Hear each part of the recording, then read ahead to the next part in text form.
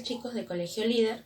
Esta semana en el curso de literatura tenemos ahora el modernismo peruano. La clase pasada hablamos sobre lo que era el realismo, ¿no es cierto?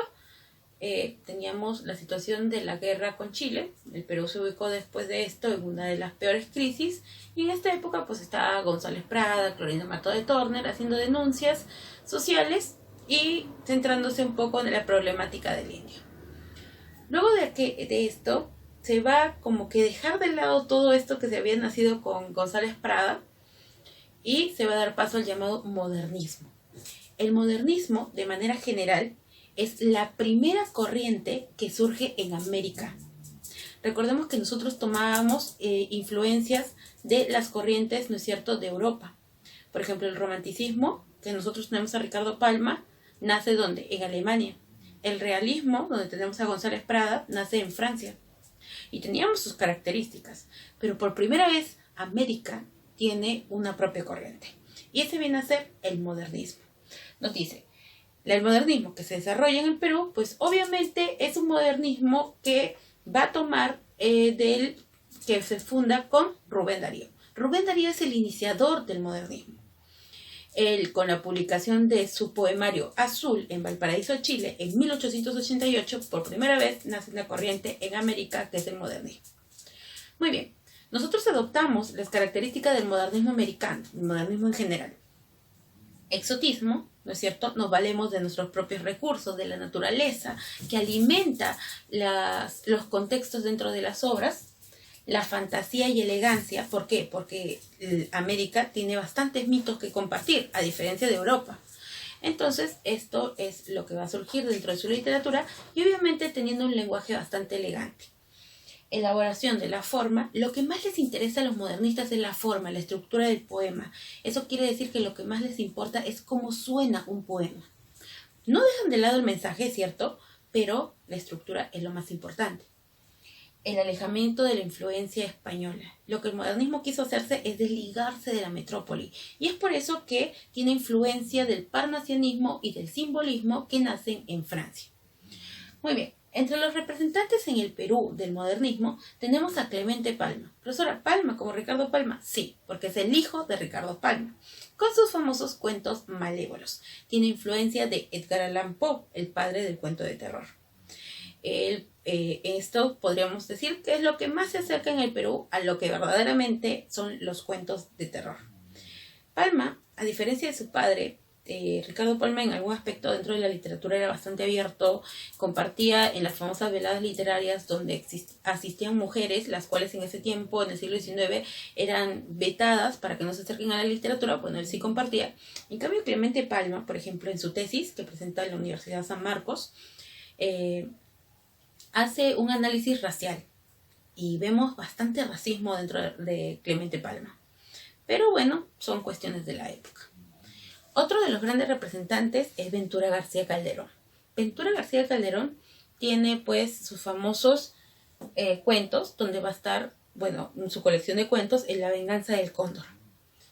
Por ejemplo, en el cuento que se llama igual que la obra, La venganza del cóndor, nos cuenta de cómo un hombre pues bastante adinerado había llegado con un sirviente, que era un indio, el cual lo iba a llevar por un camino hacia otra ciudad.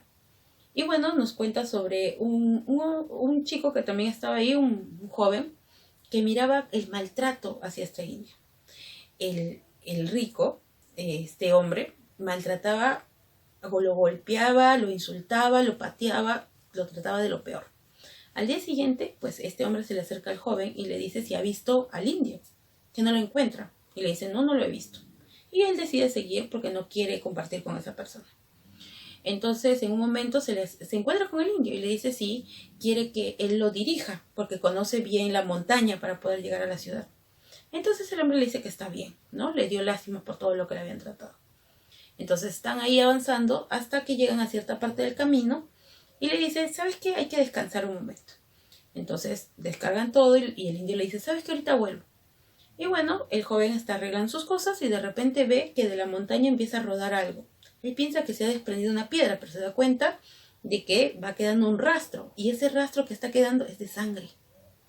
llega a quedar pues al último y se da cuenta de que no era una piedra, era el cuerpo de ese hombre que había estado maltratando al indio.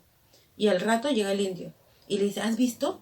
¿Has visto? Era ese señor, se ha caído. El joven lo mira asustado porque piensa que ha sido él el que lo ha tirado, el indio, porque no estaba justo en ese momento. Entonces ve cómo los cóndores empezaron pues a picar el cuerpo del hombre. Y le dice, los cóndores vengan a los indios. Cuando alguien trata mal a la gente que es autóctona, los cóndores te empujan de la montaña para vengarse. Por eso la venganza del cóndor. Muy bien, y tenemos a nuestro gran representante José Santos Chocano, ¿no es cierto? Él dirige publicaciones muy en ese tiempo que eran muy famosas, como el Perú Ilustrado, un periódico donde van a escribir grandes representantes de la literatura peruana. Una vida turbulenta y aventurera. Elogia a las dictaduras. Él era muy amigo del dictador Augusto B. Leguía. Recordemos que es nuestro primer presidente que muere en prisión. Fue consejero del dictador Estrada Cabrera, el cual fue totalmente odiado. Miguel Ángel Asturias, uno de los premios Nobel, escribe su obra El señor presidente denunciando la dictadura de Estrada Cabrera. Creyó ser el encargado de direccionar una nueva literatura. Por eso se autodenominó el poeta de América. Él se llamó a sí mismo, era bastante egocéntrico. Augusto de Leguía, el presidente, un 28 de julio, lo coronó con una corona de laureles frente a todo el pueblo peruano. Él, pues, siempre con el pecho erguido, pues, creyéndose lo máximo de nuestros poetas. Era muy buen poeta, pero era bastante egocéntrico. Poeta novomundista, porque tiene estas nuevas técnicas que estaban haciendo el modernismo. Su verso es bastante sonoro y retumbante, el cual los hace colocarlo como un poeta épico. Como dijimos, su vida es bastante turbulenta porque cuando alguien no estaba de acuerdo con las obras de José Santos Chocano, pues él no se quedaba callado. Y eso pasó con un periodista del Comercio, el More, el cual habló y criticó a Santos Chocano por su amistad con dictadores. Él fue al Comercio, fue a buscar a ese periodista delante de todos. El periodista vino hacia él, sacó una pistola y lo mató delante de todos. Fue condenado a 3 años de prisión por matar a alguien así fríamente. Obviamente porque era amigo del presidente. Pero solo estuvo unos meses en prisión y lo sacaron, le perdonaron y tuvo que irse a Chile. En Chile, hasta el final de sus días fue turbulento, porque en Chile él estaba en un tranvía y de repente se le acercó un hombre esquizofrénico, el cual creía que José Santos Chocano tenía un mapa del tesoro. Así que tomó una pluma, un bolígrafo, y se lo clavó en el cuello a José Santos Chocano. Y así lamentablemente murió. Tenemos obras como Iras Santas, que es un poemario, Memorias, que está escrita en prosa, Oro de Indias, también un poemario, y su poemario más reconocido, Alma América, publicado en 1906, donde está este famoso poema blasón, ¿no? Donde se autodenomina, yo soy el cantor de América, autóctono y salvaje, ¿no? Y él es nuestro gran representante del modernismo en nuestro país. Muy bien, chicos, ahora continuamos con nuestras preguntas sobre nuestro tema de modernismo. Vamos con lo que son las preguntas. Yo voy a resolver los números impares y ustedes los números pares. Dice la número 1, no es un rasgo del modernismo. Bueno, ¿el modernismo es estético? Sí. Musicalidad es lo que más les importa. Antropocentrismo no. El antropocentrismo recordemos que viene del clasicismo griego. Renovación léxica, sí, y exotismo también. Muy bien. La 3. Es el libro fundamental de Chocano y contiene manera de estampa motivos históricos y geográficos. Profesora Blasón, ¿no es cierto? Yo soy el cantor de América, ¿no? Y exalta los paisajes de aquí. Es que te dice el libro, no el poema, así que sería Alma América. La número 5. Los poemas de Alma América pertenecen al género lírico, poesía, pero tienen, más de una es correcta. ¿Tienen individualismo? Sí. Recordemos que él se cree, ¿no? El cantor de América, habla, ¿no es cierto?, como un yo. Yo soy el cantor de América, autóctono y salvaje. Mi lira tiene un canto, mi alma un ideal. perdón, mi vida tiene un alma, mi canto un ideal. Muy bien, entonces vemos allí que también nos dice que yo sería un indio emperador, o sea, no cualquiera, un indio emperador. Sería también un viajero, si fuera blanco, ¿no es cierto? Sería un explorador, alguien importante.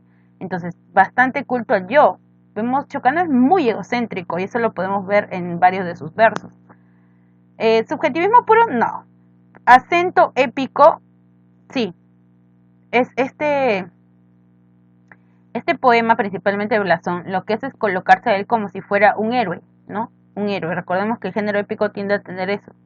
Motivos históricos y geográficos, sí, porque exalta los paisajes de América. Entonces más de uno es correcto. 7. El siguiente fragmento. Porque eres pura y es blanca y es leve como un rayo de luna que se cuaja en la nieve o como una paloma que se queda dormida, pertenece al poema La Magnolia de José Santos Chocano.